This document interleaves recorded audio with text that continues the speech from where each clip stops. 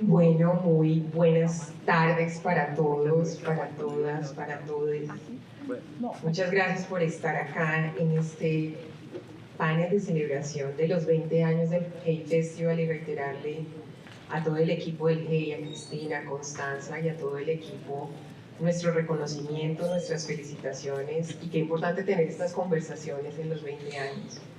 De igual forma, el Hey es un festival hermano y como Manos Visibles celebramos nuestros 15 años también acá trabajando por la equidad racial y toda nuestra labor comenzó en Cartagena y aquí muchas de las primeras Manos Visibles que he tenido el placer de conocer ya por 13, 14 años, líderes transformando esta sociedad, esta ciudad y tomándose todos los espacios que corresponden.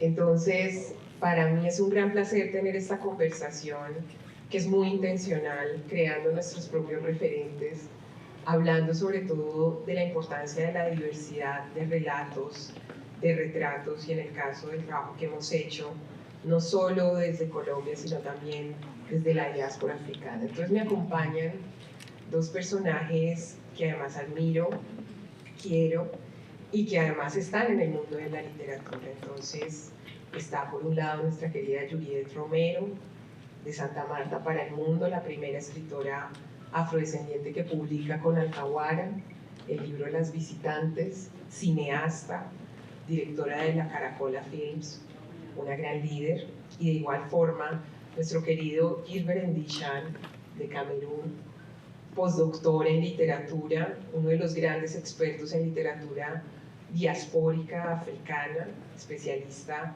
no solamente en Camerún, sino en la literatura de Kenia, del Congo, de Senegal, bueno, no, eso lo cuentas tú.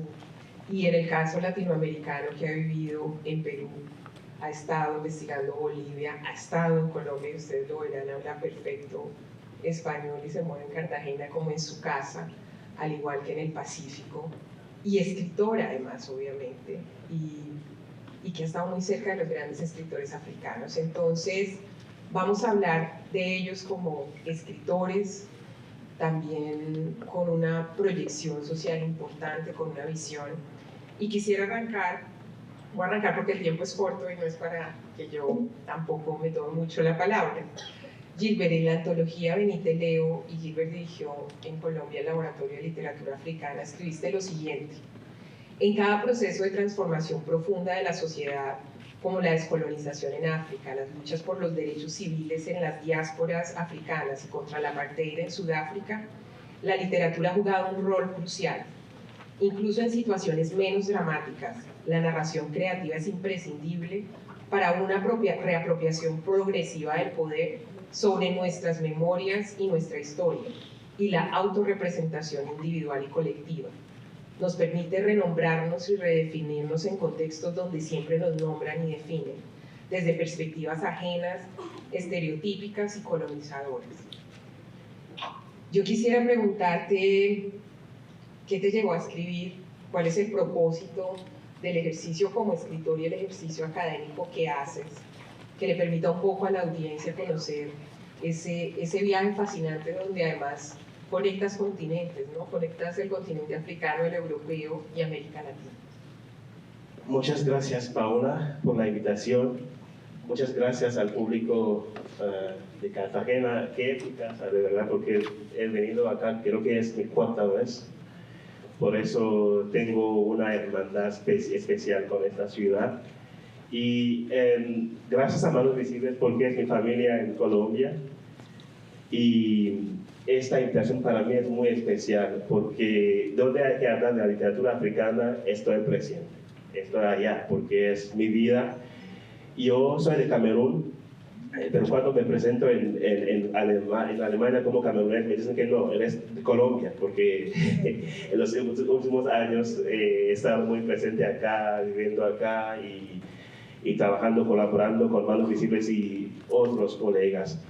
Entonces, mi carrera, mi trayectoria es de un crítico literario. Me formé como crítico literario de la literatura en inglés y en francés, ¿no? En Camerún, en la Universidad de Yaoundé, y después de mi maestría me fui para Alemania para continuar con mis estudios doctorales. Pero mi conexión con América Latina fue algo especial porque me di cuenta que analizando las novelas de la dictadura era como veía muchas conexiones con las obras de autores de América Latina, como García Márquez, como Mario Vargas Llosa. Por eso que empecé a seguir esas conexiones, y la primera conexión que me llevó acá era la de Perú. Por eso que Perú era como mi primera estación en América Latina. Y entonces me fui a Perú para escribir un libro científico, académico, sobre la memoria de guerra en Perú. Entonces, Sendero Luminoso, y en comparación con la situación en Congo. Pero llegando en Perú, me di cuenta que todo lo que había vivido en Perú no iba a encajar en un libro académico, ¿no? Por eso que empecé escribiendo mis memorias de viaje. Por eso que ese libro que tenemos acá es un relato de viaje. No voy a decir sobre Perú, pero sobre la memoria histórica, porque Perú era como el centro del imperio hispánico, ¿no? Antes de la creación del Virreinato de la Nueva Granada, Perú era como el centro. Por eso que tenía que leer muchas cosas sobre Perú, Juan Poma de Ayala, Inca Garcilaso, para entender, ¿no? La historiografía de la violencia postcolonial en Perú, porque es como hay una relación con África también. Por eso que adelanté como el trabajo, preferí como trabajar más en lo creativo que en lo académico, ¿no? Por eso que el libro académico salió un poco más tarde que lo creativo. Entonces, Cartas desde América es lo que escribí unos años después de mi recorrido en Perú. Y lo particular es que este libro, en Cartas, es una parodia que hice de las cartas de los conquistadores, ¿no? Que escribieron hacia Europa, contando la realidad en América Latina. Y inicié también con la definición de América, porque desde mis lecturas de Eduardo Galeano, quien cuenta que Estados Unidos robó al continente latinoamericano hacia el nombre. Por eso que, ¿dónde es América? Porque cuando contaba a mis amigos que estaba en América, okay, ¿en qué estado? ¿En Nueva York? No, estoy en América. Y cuando se enteró de que estaba hablando de América Latina, como el prestigio, eso no es América, pero en realidad esta es América. Por eso que inicia el libro sobre la redefinición de América. Y en las cartas la diriges al continente africano, ¿no? Esto es como relatos, es como yo estoy contando mis experiencias en Perú hacia mis amigos que querían saber sobre este continente, porque conocemos, por lo menos por la hegemonía de América del Norte, conocemos un poco más, ¿no? La política, ¿no? La cultura, pero hay como una falta de conocimiento del continente América Latino, y es una falta que compartimos, es de ambos lados. Por eso que este libro también estoy como planteando la relación, estoy como comprometiéndome como a contribuir como al mejoramiento de la relación entre nosotros. Súper. Gilbert, y mi querida Juliet, en Las Visitantes, tú arrancas diciendo: Las Visitantes es un libro de cuentos extraídos de la realidad misma. Es ficción en alto relieve. Este conjunto de historias nace de mi profunda incomodidad con el mundo, con la naturaleza misma, cuando descubrí como visitante que estoy condenada a ser cuidadora de algún hombre que esté en mi vida. Esta polifonía es una interpretación personal del sentir de esas mujeres pobres, negras, indígenas, mestizas y periféricas que veía cada domingo bajo el inclemente sol del Caribe. Yo te quiero preguntar, ¿qué significa para ti ser una mujer que escribe desde el Caribe, una mirada caribe? ¿Qué significa para ti?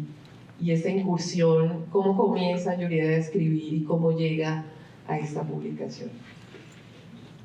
Buenas tardes a todos y a todas. Muchas gracias por estar aquí, a todos los amigos que están presentes.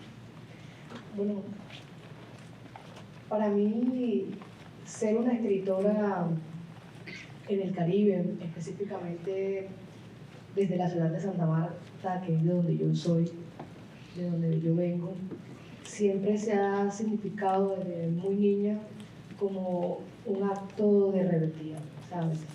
Lo digo por esa misma incomodidad que hay nombro en el libro. Yo siempre, lo voy a decir así, coloquial, vivía muy inconforme, emputada por tener que estar callada todo el tiempo. Habla bajito, que no te escuche tu papá, que no te escuche tu abuelo. Y a mí no me gusta hablar bajito. Aquí estoy hablando un poquito bajito porque estoy tan nerviosa, pero yo por lo general hablo claro y fuerte. Y por eso creo que fue como de ahí nace como la decisión de poder, de ser escritora, como ir en la vía contraria de donde otros, específicamente los hombres que me rodeaban, decían que yo debía ir. Yo sé que puede sonar un poquito repelente, como uno dice aquí en el Caribe, pero en ese momento era mi forma como de ser, ¿no? Como de no dejarme apagar o callar. Esa es la respuesta. Pero, y además esa subjetividad de una mujer del Caribe que narra, ¿cómo es ese poder de la subjetividad? Tú que además no eres solo escritora, sino cineasta. ¿Cuál sientes tú que es el rol de tu escritura? ¿Cuál es el espacio de tu escritura? Bueno, como esto lo voy a responder como cineasta también, ¿no? Creo que el mundo ha sido retratado, narrado históricamente desde una mirada única, valiosa, pero que se queda incompleta. Creo que por muchos años la humanidad se ha perdido de una versión interesante, enriquecedora, que es la versión de nosotras las mujeres, y todo por los estereotipos que son los que precisamente refuerzan esa historia única. Es por eso que yo, digamos así, como cineasta, como contadora de historias, siento que es importante que nosotras narremos el mundo desde nuestra mirada, porque estamos como no solamente aportando, sino dando una nueva versión de lo que es la vida, la humanidad, ¿no? Por ejemplo, cuando yo veía películas, que estaba iniciando en mi carrera como cineasta, me parecía un poquito injusto la forma en la que a las mujeres se nos ha retratado históricamente en el cine, de una misma manera, como histéricas, como celosas, como miedosas, como la que siempre persigue la cosa en las películas de terror. Y siempre me he preguntado, ¿y qué tal si la gente tiene la oportunidad, el público tiene la oportunidad de conocer otro tipo de mujeres? Por ejemplo, de repente sí es verdad que existen ese otro tipo, pero también existimos otras, ¿no? Y lo mismo con el tema, pues desde lo racial. Yo tengo una imagen desde niña de preguntarle a mi mamá por qué las señoras que veíamos en las telenovelas no se parecían a ella ni a mí. Y ella me decía que porque eso eran artistas de Bogotá. Entonces creo que... Claro, claro. Bueno, yo soy de Bogotá. Nací en Bogotá, claro. En el Caribe por muchos años ha tenido la... Claro, no, simplemente... Bueno, mis queridos Juliet y Gilbert, yo quisiera hacerles una pregunta. Cuando uno habla muchas veces de referentes afrodescendientes en la literatura, se considera que muchas veces esta literatura no es universal, que la otra es universal, pero que esta es como de nicho, ¿no? Esta es como... Yo quisiera preguntarles a ustedes qué opinan de eso. ¿Cuál es su apuesta? ¿Cuál es la universalidad de su obra? Qué bien. En la literatura postcolonial de África nació en un momento de contestación, de protestación, ¿no? En contra poder hegemónico colonial. Por eso que estaba como una escritura que ya se posicionaba como un cuestionamiento de esta universalidad de lo que es occidental, ¿no? Pero entonces yo cuando escribo vengo de una formación particular, ¿no? Soy lector de las obras de Ngugi wa Thiong'o, de Chinua Achebe, que enseño también, pero a esa pregunta Chinua Achebe tenía como una respuesta muy particular, que nosotros los colonizados tenemos como dobles miradas, ¿no? Hemos conocido lo colonial, pero también tenemos nuestras culturas. Por eso que estamos aún más universales, porque conocemos como ambos mundos. Por eso que Chinua Achebe también tenía una formación, ¿no? De un niño que se formaba en las escuelas de misioneros, así. Por eso que tenía también algo en el occidental, pero su cultura Igbo está allá. Entonces, cuando escribe en inglés, también es un inglés con una dimensión espiritual Igbo, que no es el inglés. Por eso que hay una riqueza, hay un universalismo que se encuentra en el mundo postcolonial que en lo occidental, ¿no? Y creo y también Ngugi wa Thiong'o tiene un planteamiento también interesante, es el concepto de globalectics, la globaléctica. Es que venimos cada uno de un lugar específico. Y también lo hablaba Senghor, ¿no? Que el universalismo es como el sumo de nuestras particularidades. No existe una abstracción universal. Lo que tenemos como lo universal ya tiene su lugar de procedencia. Si Camerún había colonizado a Inglaterra, digamos, los ríos de mis países eran como motivos universales, como el río Thames en la literatura inglesa es como una metáfora universal, pero es porque Inglaterra colonizó a todo el mundo. Lo que es específico a ese país deviene universal, entre comillas. Por eso, lo que la literatura postcolonial plantea es que cada particularidad contribuye a lo universal. Es esto. Desde nuestras posiciones podemos construir un universalismo que es inclusivo, porque lo que tenemos como universalismo es un occidentalismo que no incluye a los demás, a los otros. Pero con la literatura postcolonial podemos revivir lo que viene de India, lo que viene de África, lo que viene de América Latina para construir un universalismo diverso, un pluriversalismo. Bueno, y mi querida Juliet, ¿qué significa ser parte de la literatura colombiana para ti?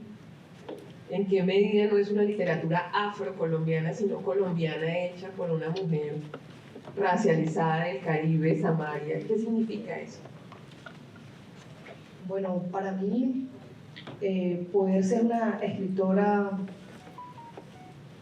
en Colombia es poder contribuir a, siempre uso esta palabra porque me encanta, a ese hackeo de una sola identidad, de una identidad hegemónica que por años se ha ido construyendo desde la literatura, desde el cine, desde la televisión. Y no ha sido fortuito, pienso que ha sido una decisión que sea así. Ha sido una decisión de país representar a Colombia desde una sola mirada, desde el blanqueamiento.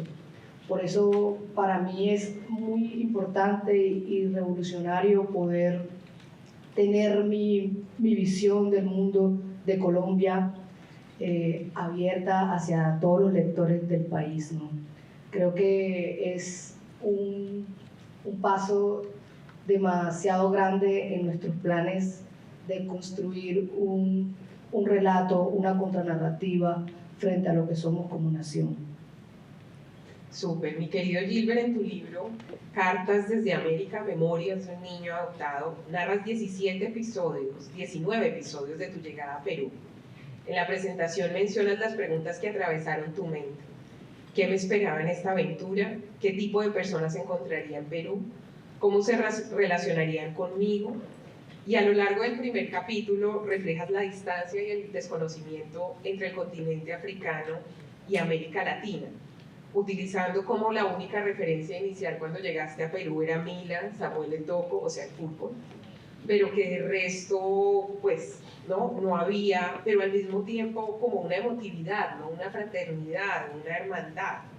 Entonces, Chimamanda, que estuvo en este espacio, narra en Americana, y tú aquí estás narrando tu experiencia en Perú, pero incluso yo quisiera que ahondáramos un poco de ese libro, pero incluso las cartas que escribirías sobre Colombia, pues porque tú has estado desde Andagoya, Palenque, bueno, Buenaventura, etcétera.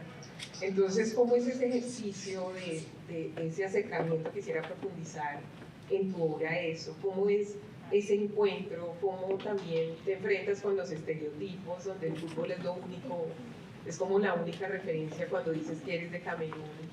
¿Cómo es ese viaje y cómo ha sido también tu experiencia en Colombia, incluso con el libro que vas a publicar sobre García Márquez? Que bueno, profundizaremos al final en mis últimas preguntas. Muchas gracias, Paola. Las memorias desde Colombia van a salir muy pronto. Mentiras. Es que digamos que la clave de mis escritos es la memoria. Yo soy un hombre de memoria. Cuando pongo mis pies en un lugar, quiero saber la historia del lugar, ¿no? Cuando iba a venir a Cartagena tenía que leer mucho. Mi primer viaje era en 2018. Me quedé muy decepcionado porque con uno de los puertos de la esclavitud pensaba que tendría como una conmemoración muy fuerte, pero casi regresé para Bogotá con manos casi vacías, ¿no? Como no encontré nada. Me fui para los museos, pero no encontré nada que correspondía al tamaño de la memoria de ese lugar, ¿no? Por eso que estos relatos sobre Perú también son sobre memorias y cómo esas memorias nos obligan a repensar la ética de la relación.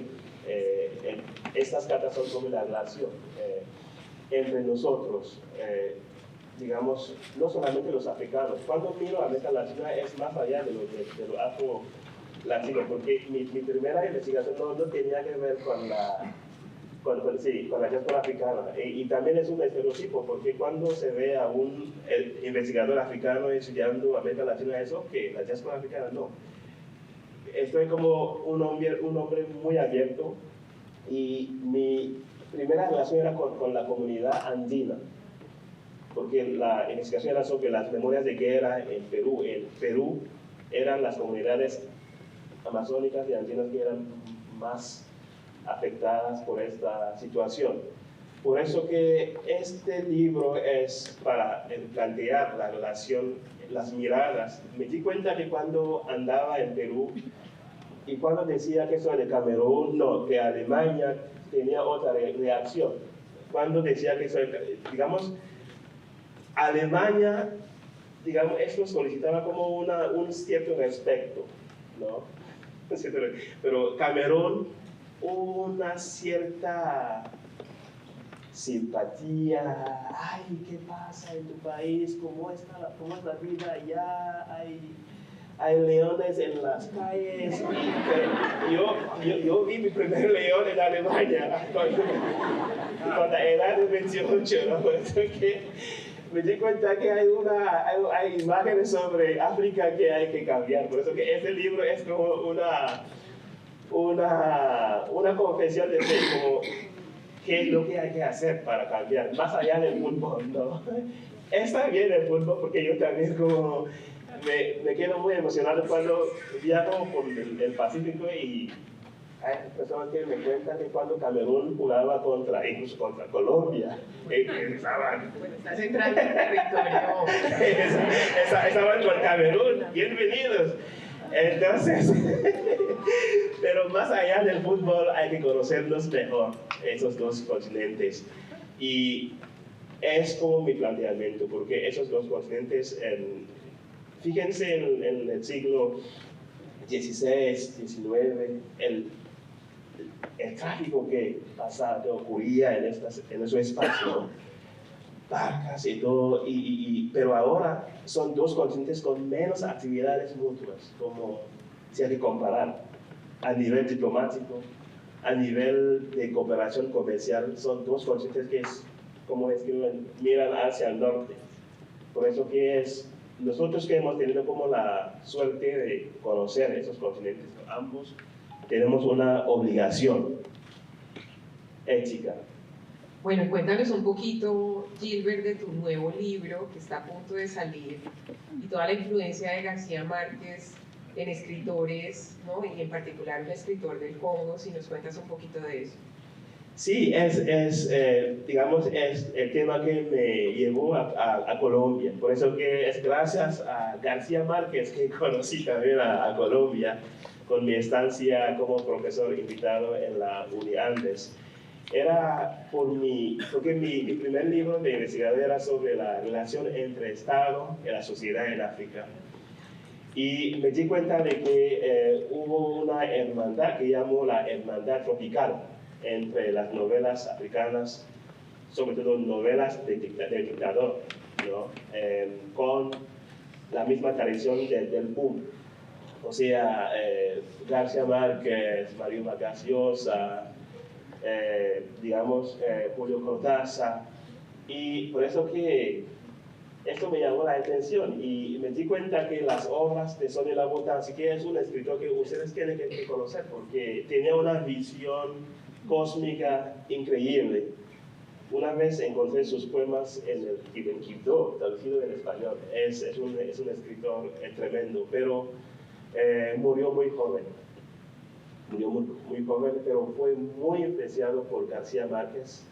Y sus obras son como una cierta parodia de las obras de García Márquez, pero también con su propia originalidad. Y esa relación de hermandad también para un escritor es algo muy, muy ambigua. Porque cuando se dice que un escritor, digamos, es inspirado por otro, es como si falta su propia voz. En la misma manera que en ciertos momentos García Márquez mismo negaba la influencia de William Faulkner, en otros momentos aceptaba esa influencia. Así está la relación con Sonia Laborde. En ciertas entrevistas, no, yo había escrito tal libro antes de leer 100 años de soledad. Por eso que es lo que estoy indagando en mi libro, pero más allá de las influencias concretas, porque es muy difícil como decir que había leído, no hay datos, pero es por los contextos semejantes entre África y sobre todo el Caribe más amplio que el Caribe hispánico, inglés. Por eso que hay un vínculo muy fuerte entre África y América Latina a través del Caribe. Por eso ese libro va a salir muy pronto. Ya estoy revisando como las últimas versiones y sería como el fruto de mi conexión con Colombia. Bueno, mi querida Juliet, yo quisiera profundizar en tu libro Las Visitantes, que tú lo has descrito además como las cárceles invisibles de las mujeres y la diversidad de las mujeres y sus experiencias.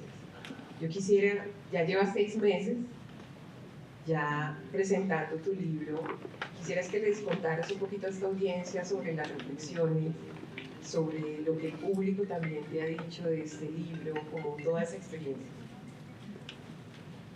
Las Visitantes es un libro de cuentos, de 10 cuentos que se entrelazan. Son 10 historias de 10 mujeres afrocaribeñas que cada domingo se encuentran haciendo una fila en una ciudad donde no amanece, en Santa Marta. Son las historias de todas las mujeres, siempre digo así, que viven, que habitan en mí, cada una de ellas tiene algo de las mujeres de mi familia, de las mujeres que me rodean. Es una mirada también al sistema carcelario de una forma crítica desde afuera. Allí trato de exponer cómo un sistema encarcela a las mujeres que son familia de los privados de la libertad. Las encarcela desde diferentes tipos de injusticias, ¿no? Desde el racismo, desde la misoginia, desde el clasismo también. Cuando va uno a investigar cómo es el proceso para que una mujer visite a un hombre de su familia privado de la libertad, se da cuenta de que es un proceso que las denigra y las trata como si ellas hubiesen cometido un delito también. Por eso, cada vez que hablo de las visitantes, digo en que son historias de mujeres que, aunque no están detrás de unas rejas o unos muros, también están pagando una condena, ¿no? Los señalamientos, lidiar, repito, con un sistema judicial un sistema carcelario que las encarcela, y también pues con las propias cárceles que pueden ser las mismas familias, ¿no? La familia muchas veces es una cárcel, y cuando yo escribía este libro me daba cuenta de que la mayoría de ellas eran movidas por lo que uno llamaría amor, pero en el caso de las mujeres es como compromiso, es obligación, es cuidado, ¿no? Los días de las visitas en Colombia donde las mujeres pueden ir son los domingos, es el día del descanso, los hombres pueden ir los sábados. Por eso cuando ustedes pasen por una cárcel de Colombia, al menos las del Caribe, los sábados hay muy poquita gente y hay muy baja seguridad. Y los domingos, que es el único día, se supone, en el que un trabajador puede descansar, está lleno de cientos y miles de mujeres esperando entrar para poder llevar comida, ropa a sus familiares. Pienso yo que tampoco es eso fortuito. A las mujeres nos han quitado muchas cosas históricamente. Con respecto a la pregunta que Paula le hacía sobre la universalidad, yo estaba reflexionando de que lo que es universal es lo que se ha contado desde el patriarcado, ¿no? Y allí a las mujeres nos quitaron la posibilidad de narrar el mundo, pero también, si uno lo mira desde la actualidad, también nos han quitado hasta el derecho al ocio. Eso reflexionaba yo cuando escribía ese libro y cuando hablaba con verdaderas visitantes, como que este era el día que yo quería descansar, hacerme las uñas, el cabello, pero tengo que venir. Y cuando tú le preguntas a cualquier hombre por qué no visita a su papá, a su tío, a su hermano, es que tengo que trabajar. Hasta el derecho al ocio nos han quitado. Entonces, de eso se trata las visitantes. Se trata de las cárceles invisibles en las que históricamente hemos vivido las mujeres, y aunque estamos haciendo muchas cosas para salir de allí, seguimos viviendo en un sistema que se empeña en encerrarnos. Bueno, y ahí voy a cerrar contigo, Juliet, diciéndoles que ya en 5 minutos te hago una última pregunta a Juliet y a Gilbert, pero voy a abrir y hay 2 micrófonos para las personas que quieran hacer preguntas. Pero Juliet, bueno, tú eres también cineasta, lanzaste tu segunda serie ahora y la película ganó en el Fondo de Cine y la vas a filmar ahora en junio, esperando que salga en el 2026 o 27. Ojalá. Bueno. Cuéntanos qué significa ese ejercicio tuyo literario, audiovisual, como hija de la Universidad del Magdalena, cineasta, como una de las grandes mujeres cineastas del Caribe. Esta mañana con Eva Duerde esa conversación era preciosa, haciendo espejos y diciendo, bueno, aquí hay mujeres haciendo cine, y tú como una de esas grandes líderes del cine en el Caribe con un colectivo, La Caracola, que he visto a varios acá. Cuéntanos un poco de eso. Me llena de mucho orgullo que digas dónde estudié, en la Universidad de Magdalena, porque me hace pensar que el centro está en cualquier lado, ¿no? El centro también puede ser Santa Marta, puede ser Quito, puede ser Cartagena. Y para mí, de decir que me formé como cineasta en esta ciudad, es pensar en mi ciudad como un centro,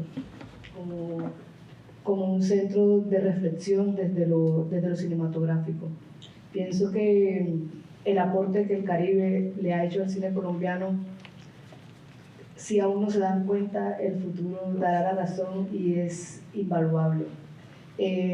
Las películas que se hacen desde aquí, pienso que son aquellas las que en verdad están como marcando una estética dentro de lo que se puede llamar cine colombiano. Es que cuando hablamos de cine colombiano casi siempre se piensa en las películas que se han hecho desde el centro, en las películas que han narrado un mismo paisaje, y cuando hablo de paisaje no solamente me refiero como al contexto geográfico, sino también a ese paisaje humano de lo que te contaba esta mañana.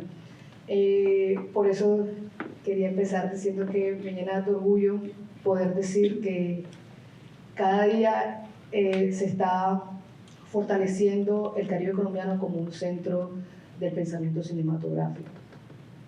Bueno, Las Visitantes, aparte de ser un libro, fue pensado como un proyecto transmedia. A mí me encanta la literatura, pero también pienso en las historias como seres vivos que están móviles, ¿no? Que como si las pienso como algo que no las puedo encapsular dentro de un solo formato.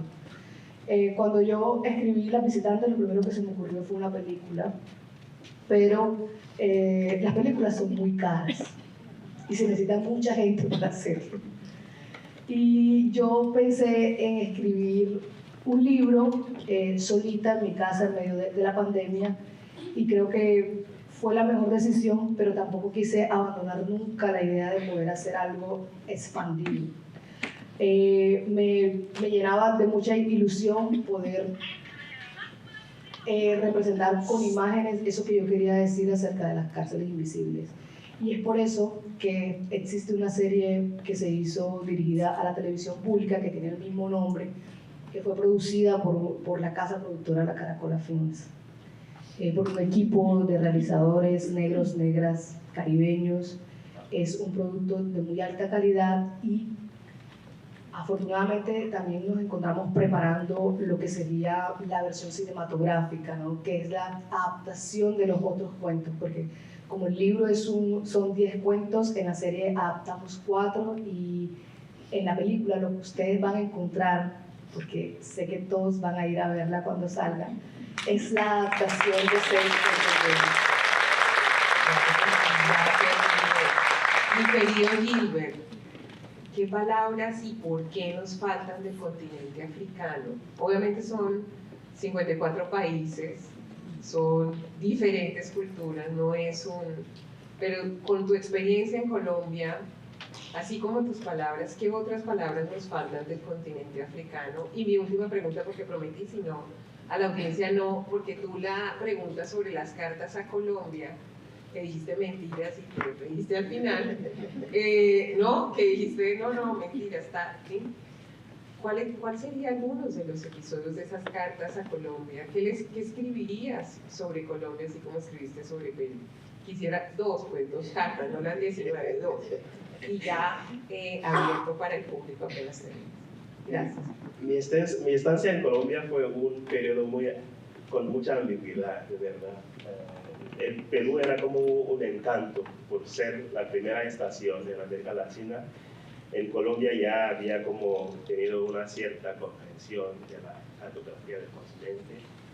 Y además en Colombia, digamos que era otro espacio, ¿no? Lo indígena no era muy presente en los espacios en que me movía. En Perú era como en un lugar, tenía como lo asiático, lo europeo, lo africano, un poco menos de acá, pero lo indígena. Por eso queda como muchos mundos en un único lugar. Y como era como mi primer momento en el continente, tenía una cierta fascinación, ¿no? Es por eso que decidí escribir como en formato de las cartas, de las memorias que los conquistadores se escribían también. Era como el formato que...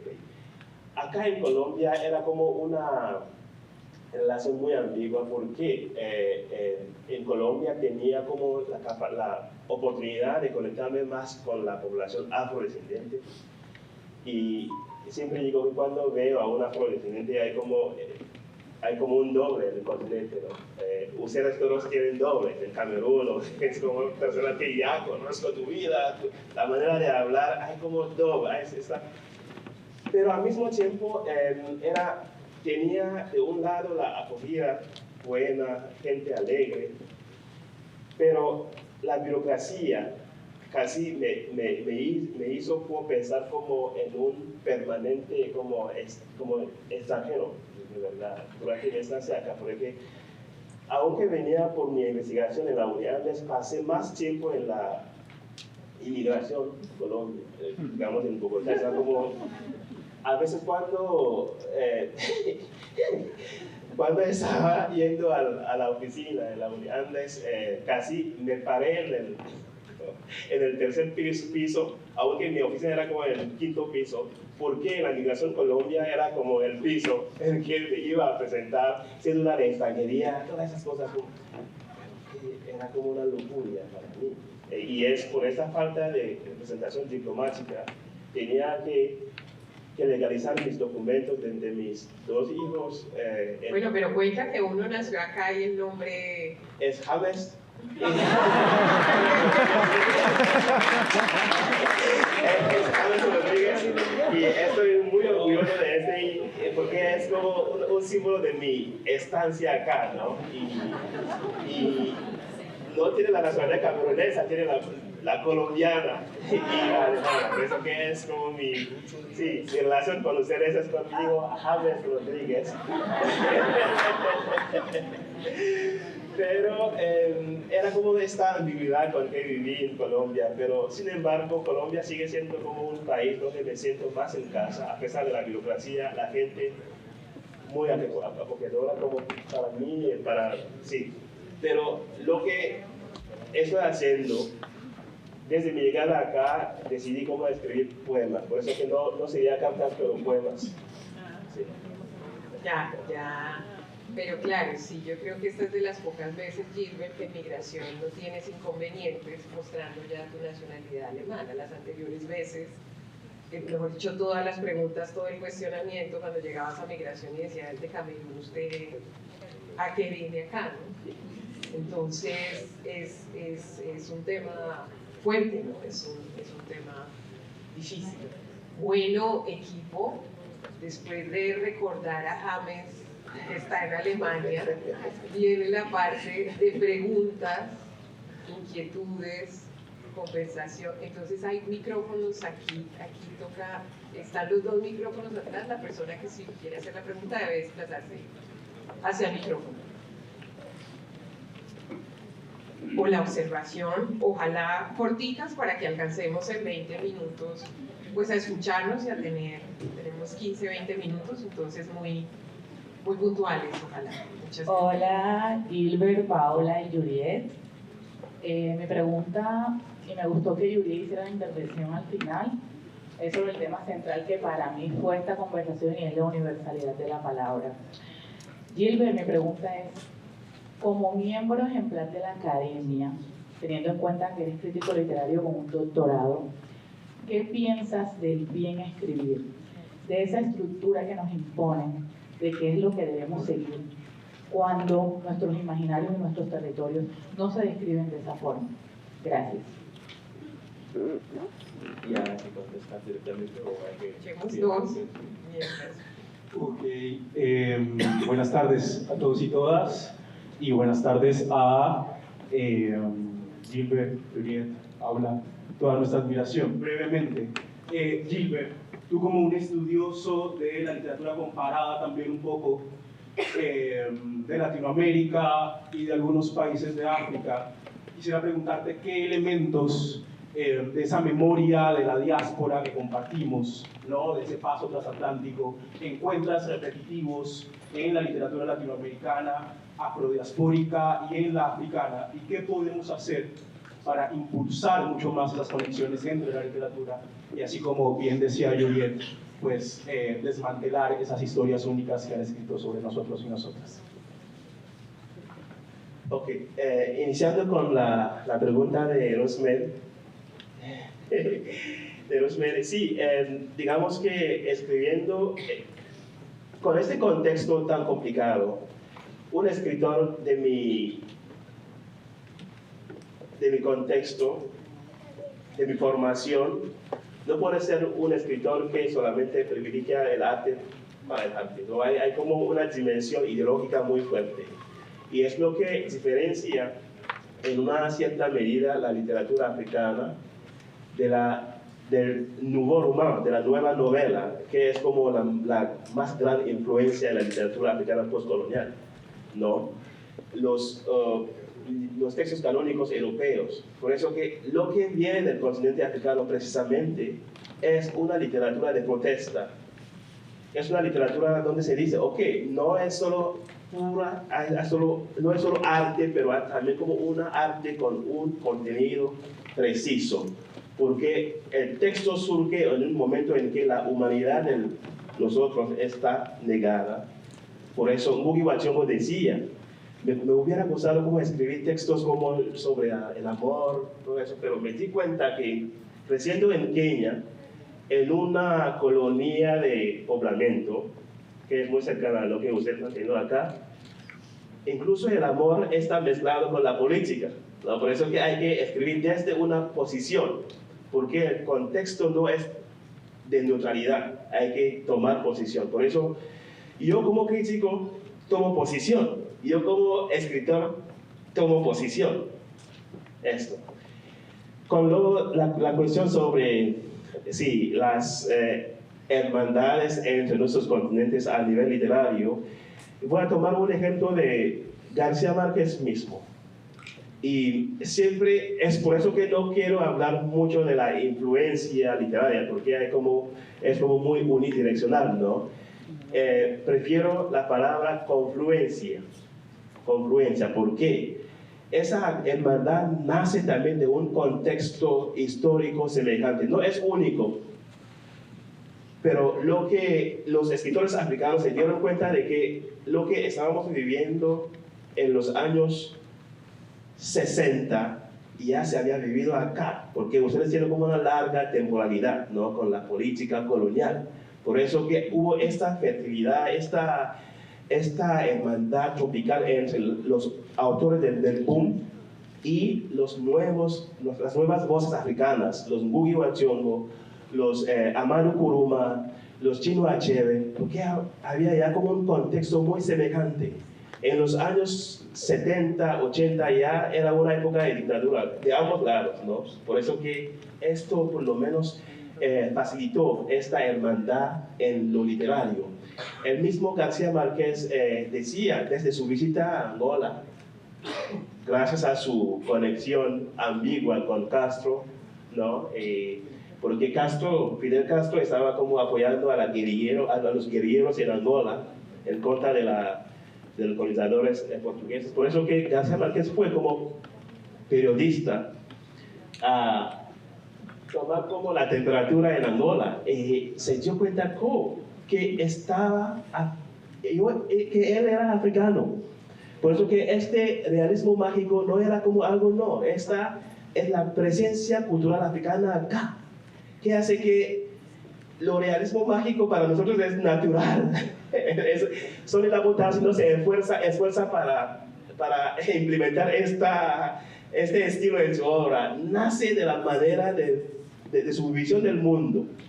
Por eso este contexto, esta africanía que existe en el Caribe, es lo que me impone esta expresión de confluencia literaria y no de influencia, ¿no? Porque la influencia es lo que es puede ser también hegemónica, ¿no? Pero es algo que nos redime, porque cuando uno hace un trabajo de comparación literaria, también hay que evitar como ok, García Márquez es el maestro y el otro es como el escritor que está aprendiendo. No, porque cuando lee los libros de Sonia Laboutan, aún tiene como una visión más fuerte del mundo que García Márquez. Digamos que su humanidad es algo que García Márquez mismo no logra. Por eso que, como ustedes saben, hay como una cuestión sobre el compromiso también. El compromiso literario en la obra de García Márquez es otro tema, pero es para decir que el autor influenciado no es de menor originalidad que el maestro, en este caso García Márquez. Súper, vamos a escuchar las 4 preguntas y ya ustedes dos cierran, que se va cortando el tiempo, Muy bien. Buenas tardes.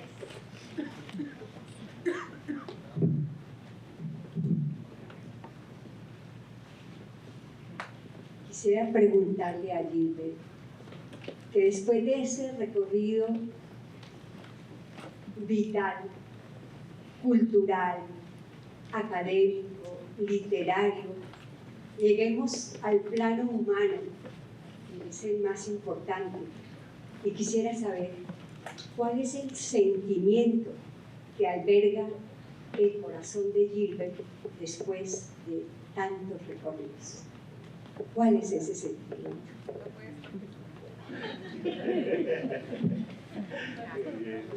Muchas gracias. Buenas tardes para todos. Esta pregunta es para ambos. La trata transatlántica fue la que tejió la comunicación entre África y Latinoamérica. ¿Cuál va a ser el compromiso de ustedes para crear un tejido nuevo que no esté mediado por la colonización ni por la violencia hacia otros seres humanos? De aquí, ¿qué se llevan ustedes y cómo vamos a construir entre todos un nuevo tejido sur-sur para poder comunicarnos de una forma diferente? Porque ya estamos claros de que no nos estamos comunicando. ¿Qué vamos a hacer?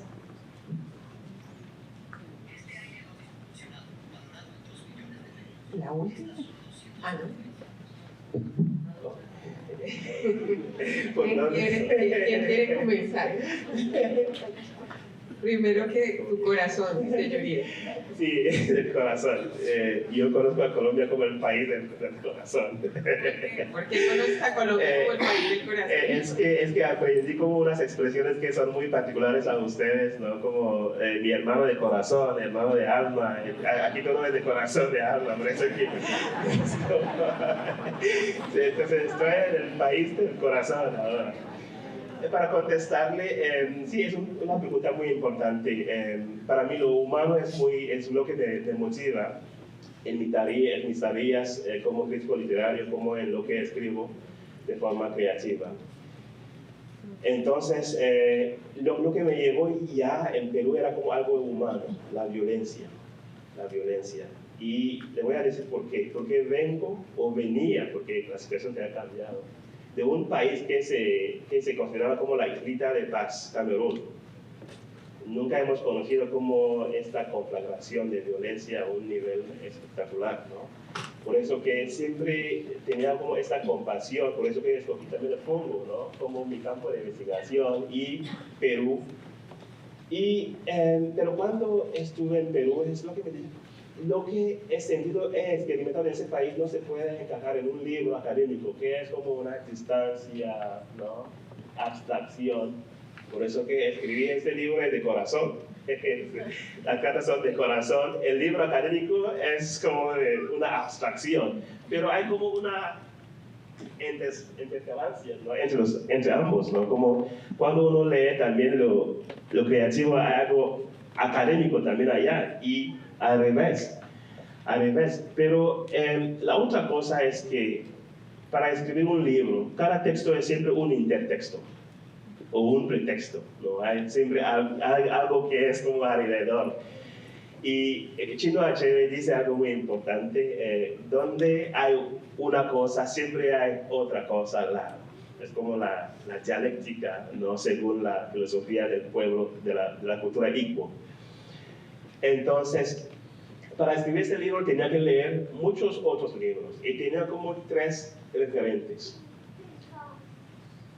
La una era las cartas de Cristóbal Colón y tenía como unas lecturas muy profundas de sus cartas, ¿no? Y de las obras también de Hernán Cortés, porque quería como entender, ¿no? Qué es como ese primer acercamiento a una cultura, como uno cuenta. 2, yo soy muy influenciado por el periodismo. Soy un hijo del periodismo.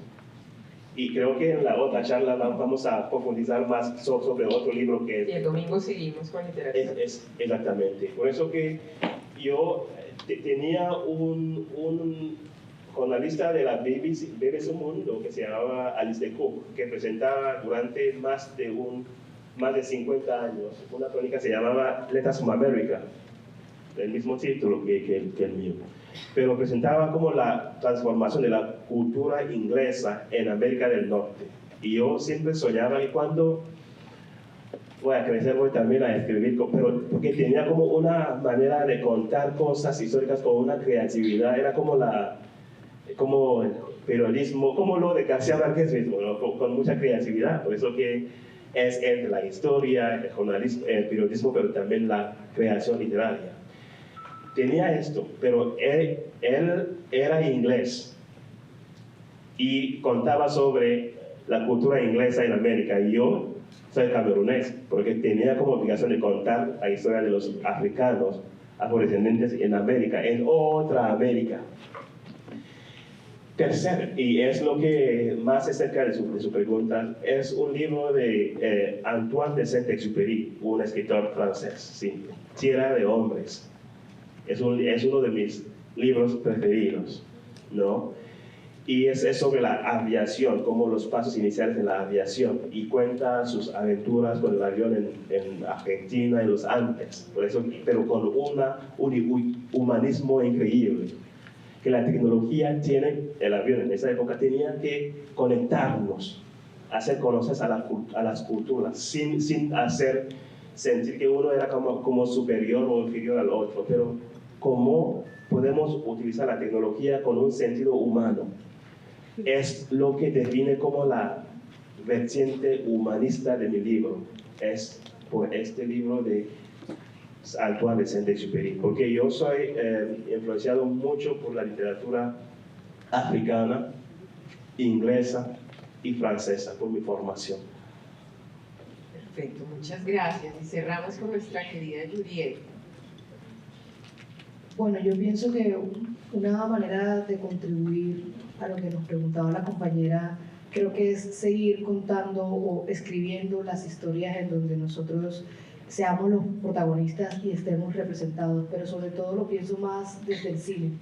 Por ejemplo, la casa productora en la cual trabajo en la ciudad de Santa Marta, tenemos como objetivo principal hacer producciones cinematográficas en donde los cuerpos de las personas negras sean los protagonistas y sus experiencias o dramas, como diría uno, sean el eje central. Pero más allá de producirlos, también uno de los principales objetivos o metas es poder llegar a festivales de cine africanos, esos festivales a donde ningún cineasta quiere ir, pero para nosotros es muy importante que se haga ese diálogo, que allá conozcan, por ejemplo, cómo son las experiencias, cómo vive nuestro cuerpo negro aquí en Sudamérica, en el Caribe específicamente.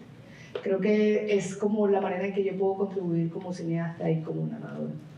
Bueno, pero además de eso, en términos demográficos, ustedes saben que al 2050 el cálculo es que de cada 5 habitantes en el mundo, 1 es africano, que es una de las diásporas que más va a crecer y va a tener más peso demográfico a mediano plazo, y que hoy estamos hablando con censos relativos en algunos países africanos, pero los cálculos generales estamos hablando de 1.5 billones de personas afrodescendientes en el mundo. Solo en Brasil eso implica más de 100 millones de personas como audiencia. Entonces, también es entender ese poder global que es bastante, que tantas veces el país subestima, ¿no? Yo creo que ahí hay otra conversación muy estratégica que quizás Colombia no la ve, pero que en esos 1.2 billones en el continente africano, más los 100 en Brasil, más nosotros, que era la conversación incluso que teníamos con Eva Duvernay, pues hay un montón donde ella dice: estoy buscando películas colombianas que hablen desde esta perspectiva,